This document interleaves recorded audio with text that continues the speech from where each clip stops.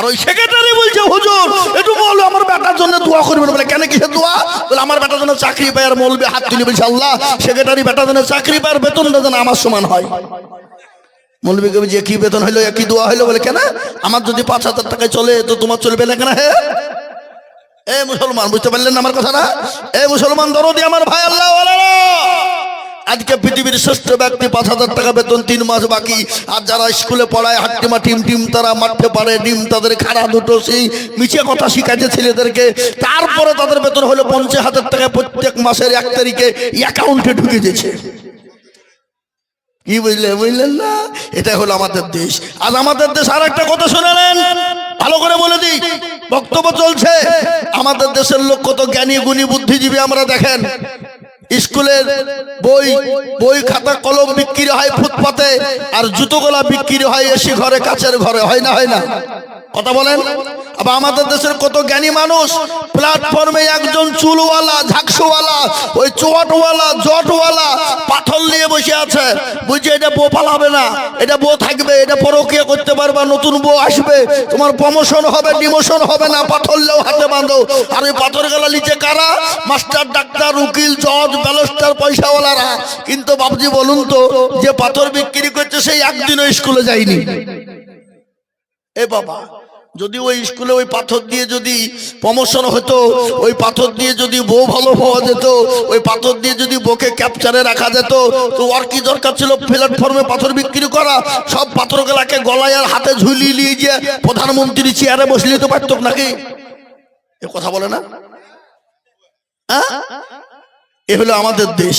আমি আপনাদেরকে বলতে চাই বন্ধু, আল্লাহওয়ালা দিনওয়ালা, আজ আমি আপনাদেরকে বলতে চাই আসুন আমরা কোরআনের প্রেমিক হয়ে যাই, কোরআনওয়ালা হয়ে যাই। গোটা পৃথিবী মুসলমানদের পায়ের তলে আসবে। পৃথিবীর সমস্ত বেঈমানেরা মুসলমানদের পায়ের তলে লুটুপুটু খেলবে যদি কোরআনের আওতায় যদি মুসলমানরা চলে আসে। কিন্তু আমরা মুসলমানরা কোরআন পড়ি না। আমি আপনাকে মানা করব না, ছেলেকে মাস্টার বানান, ডাক্তার বানান, জজ বানান, উকিল বানান, ব্যারিস্টার বানান, এমএ বিএ ডিএড করান, নো প্রবলেম, কোনো প্রবলেম নেই। কিন্তু আপনি আপনার ছেলেকে কমসে কম কোরআনের প্রেমিক বানান, কোরআনওয়ালা বানান। আপনার এখানে যতগুলো লোক আছেন, কার দোষ দিবেন? আপনি বুকে হাত দিয়ে বলতে পারবেন?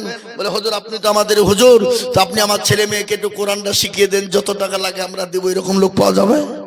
কিন্তু আপনি বলেছেন প্রাইভেটের মাস্টারকে, আমার ছেলেকে যেন ইংলিশে কথা বলতে পারে, যত টাকা লাগে আমি দিতে রাজি।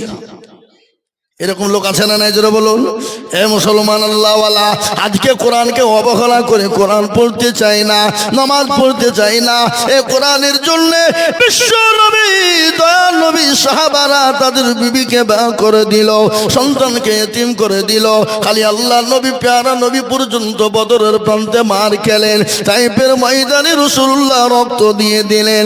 এমন রক্ত বেঈমান কাফেররা রাসূলের শরীর দিয়ে ঝরিয়ে দিল। আল্লাহ বলে নবী গো,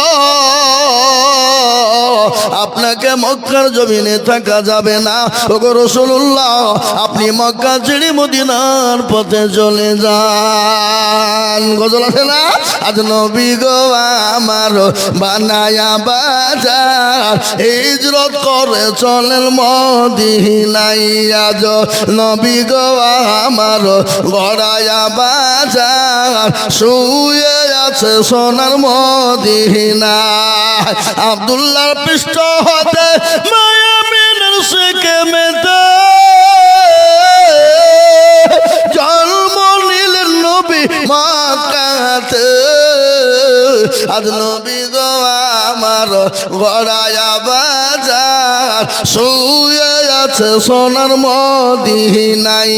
আজ নবী গো আমার বানায়া বাজার, হিজরত করে চলেন মদিনায়।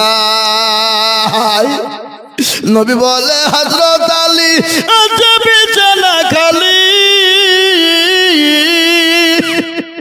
আমার বিছানায় শুয়ে যাও। আজ আজ নবী গো আমার গড়ায়া বাজার শুয়ে যাচ্ছে সোনার মদিনায় আজ নবী গো আমার বানায়া বাজার হিজরত করে চলেন মদিনায়। এ মুসলমান তরুণী আমার ভাইয়েরা, ইসলামের জন্য কোরআনের জন্য তিনি তো মাসুম, তিনি তো বেগুনাহ, তিনার কোনো গুনাহ নাই, তিনি রাসূল। আজ ইসলামের জন্য, দিনের জন্য, কোরআনের জন্য, দিনকে প্রতিষ্ঠিত করার জন্য দয়ার নবী মায়ার নবীর উপর অত্যাচার হলো, জুলুম হলো, রক্ত ঝরিয়ে দিল। এ মুসলমান দরদি আমার ভাইয়েরা, আজকে আমাদেরকে ইসলামের জন্য রক্ত দিতে হয় না, কোরআনের জন্য মার খেতে হয় না, ইসলামের জন্য বিবিকে ব্যয় করে দিতে হয় না, সন্তানকে এতিম করে দিতে হয় না। আজ আমি বলবো দরদি মুসলমান, আসুন আমরা কোরআনের প্রেমিক হয়ে যাই, আসুন দিনের প্রেমিক হয়ে যায়। ইনশাল্লাহ দিনের প্রেমিক, কোরআনের প্রেমিক যদি হয়ে যায়, গোটা পৃথিবীর বেঈমান একদিকে যদি হয়ে যায়, ইসলাম এবং কোরআনের কেউ ক্ষতি করতে পারবে না। একবার হাতটা উঁচু করে দিয়ে আমার আল্লাহকে দেখিয়ে বলুন ইনশাল্লাহ।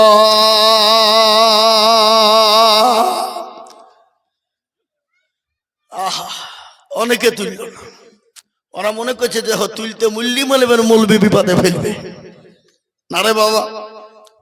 যে তুলে দিল জিতে গেল, যে তুললো না হেরে গেল। ওরা মনে করছে কেউ দেখতে পাবে না, কিন্তু যেটা কেউ দেখে না সেটা দেখেন কে? যেটা কেউ জানে না সেটা জানেন কে? যেটা কেউ বুঝে না সেটা বুঝে কে? সবাই বলে আমি ভালো, আমি জানি কি আমার মনের গোপন খবর জানে আল্লাহ জি। আলোতে আধারে নির্জনেতে কথা কি করেছো তুমি সব জানেছ। চোখে থেকেও যাবে না ফাঁকি, আমি জানি কি। ও মুসলমান দরদি আমার আব্বা জানেরা, যেটা কেউ জানে না সেটা আল্লাহ জানে, যেটা কেউ বোঝে না সেটা আল্লাহ বোঝে। তাই আমি আপনাদেরকে বলবো বাপ, আজকে গোটা পৃথিবী চাইছে কোরআন থবর না, আর আমি বলবো ও বেঈমান, হাজারো চেষ্টা করলেও কোরআনকে শেষ করা যাবে না। কোরআনের মালিক হলেন আমার আল্লাহ। আল্লাহ নিজেই বললেন ইন্না নাহনু নাযালনা যিকরা ওয়া ইন্না লাহু লাহাফিজুন। কেউ যদি কোরআনের হেফাজত না করে, আল্লাহ নিজেই কার দ্বারাই কিভাবে হেফাজত করবে? আজ আমি আপনাদেরকে বলবো বাপরে, গোটা পৃথিবীর সমস্ত কোরআন কাগজের কোরআনকে বেঈমানরা যদি শেষ করে দেওয়ার চেষ্টা করে, এরকম হাফেজে কোরআন যদি থেকে যায়, এই হাফেজে কোরআনরা এই সেনার ভিতরে কোরআন ভরে নিয়েছে, এই কোরআন মুসলমানদের সেনা থেকে বের করতে পারবে না। আজ আমি বলবো বাপ, আজকে তাদের মেন টার্গেট হলো সর্বপ্রথম মাদ্রাসা উড়িয়ে দিতে হবে, আর মাদ্রাসা বন্ধ হয়ে গেলে কোরআন পড়া বন্ধ হয়ে যাবে, আর কোরআন পড়া যখন বন্ধ হয়ে যাবে, পৃথিবীর জমিনে মুসলমানদের কোনো অস্তিত্ব থাকবে না, মুসলমানদের অস্তিত্ব বিলীন হয়ে যাবে। তাই এই কোরআনকে বাঁচিয়ে রাখার জন্যে, এই কোরআনকে জিন্দা রাখার জন্যে আমি আজিজুল হক সারা পশ্চিম বাংলা নয় বাবা, আসাম, ত্রিপুরা, মেঘালয়, মণিপুর, উড়িষ্যা, বিহার, ঝাড়খণ্ড, পশ্চিম বাংলা, বাংলাদেশ মানুষের কাছে যাই বাবা, আল্লাহর কোরআনকে জিন্দা রাখার জন্যে, এই মাদ্রাসাকে জিন্দা রাখার জন্যে। আজ আমি বলবো বাপ, এই কোরআনকে বাঁচানে ওয়ালা কারা, এই মাদ্রাসাকে জিন্দা রাখনে ওয়ালা কারা?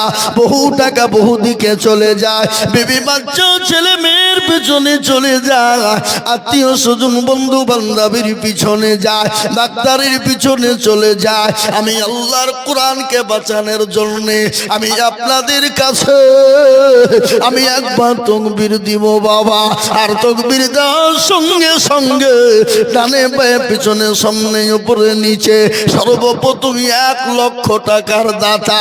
আমি একবার তাকবীর দিই, 1 লক্ষ টাকা দিয়ে আল্লাহর কোরআনকে বাঁচানোর জন্য হাতটা তুলে দিয়ে বলবে, হুজুর গো আমার কাছে জান আছে মাল নাই, আমি আল্লাহর কোরআনের জন্য আমি 1 লক্ষ টাকা দিব। একবার জোরে সুরে মহাব্বতের সাথে বলি নারে তাকবীর। ইনশাআল্লাহ আজ এই এলাকার মাটিতে, এই কালুপুর এলাকার মাটিতে কোরআনের প্রেমিক কে আছো, আল্লাহর প্রেমিক বান্দা কে আছো, নবীর ঘর মাদ্রাসার প্রেমিক কে আছো, সর্বপ্রথম 1 লক্ষ টাকা ইনশাআল্লাহ। আমি জানি এই দেশের মাটিতে 1 লক্ষ টাকা দেওয়ার লোক আছে। আছে না নাই? জোরে বলুন, জোরে বলুন, আছে না নাই? আছে। এ আল্লাহ ও আল্লাহর গোলাম নবীর উম্মত মুসলমান দরদি, আমি আপনাদের ভিতরে আমি সর্বপ্রথম দরদি দেখতে যাই বাবা। ডানে বায়ে পিছনে সামনে উপরে নিচে এক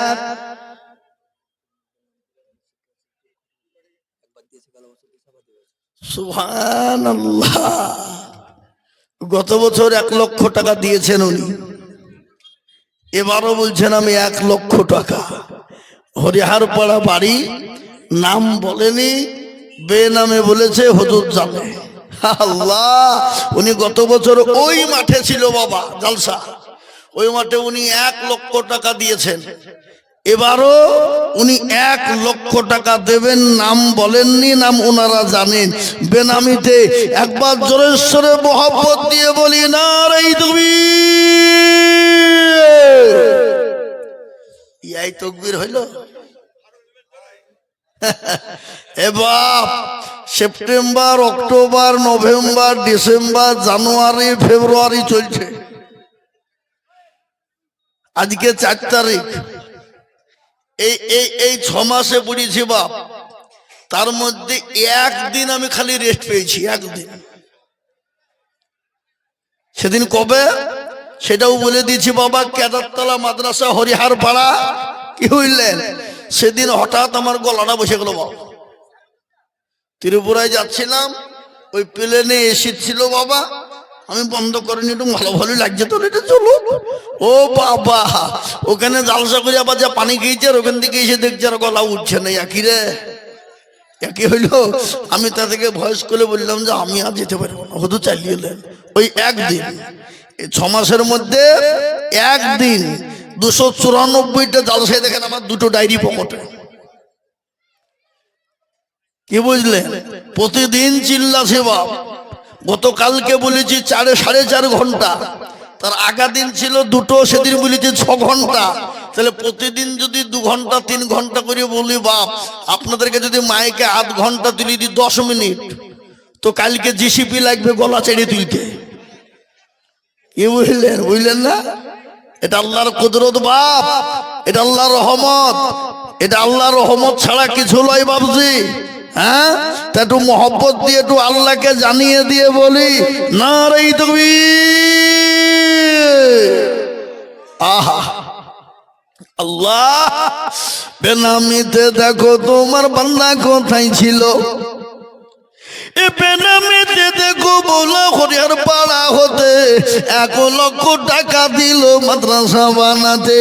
আরো দুবা করি আমি এ বেনামির কারো, আল্লাহ দিও বেনামিকে সুখের জীবন। আরো দুবা করি আমি, করি গো রব্বানা, এ বেনামিকে তুমি মাওলা কখনো ভুলো না। আল্লাহুম্মা আমিন, জোরে আল্লাহুম্মা আমিন। হাবা 1 লাখ টাকা যখন একটা হয়ে গেল, তো আর একটা আল্লাহর বান্দা ইনশাআল্লাহ এ কালুপুরের মাটিতে, হরিহার পাড়ার মাটিতে, দৌলতাবাদের মাটিতে 2 নম্বর দিয়ে ইনশাআল্লাহ আল্লাহর কোরআনের জন্য আর 1 লক্ষ টাকার দাতা যদি হয়ে যেত, আমি হাইজুল হক তার জন্য যতদিন জালসা করব, আমি খাস করে অন্তর দিয়ে দোয়া করব ইনশাআল্লাহ। চালক 2 নম্বরে 10,000 টাকা 1 লক্ষ টাকা দিয়ে একটু হাতটা বাড়িয়ে দেবে ইনশাআল্লাহ। বলে হুজুর আমার কাছে জান আছে মাল নেই, আমি সারা বছরে অল্প অল্প অল্প অল্প অল্প করে দিয়ে 1 লক্ষ টাকা শোধ করে দেবো ইনশাআল্লাহ। একজন হবে না? নাই, হবে না, হবে না বাবা। যা হোক আমি বেশি লম্বা করব না, একেবারে কমিয়ে দেব। মাত্র 50,000 টাকার দাতা, 2 জনে মিলে 1 লক্ষ টাকা ইনশাল্লাহ। আমি জানি এই কালোপুরের মাটিতে ইনশাল্লাহ 1 লক্ষ 1.5 লক্ষ 50,000 টাকা দেওয়ার লোক আছে।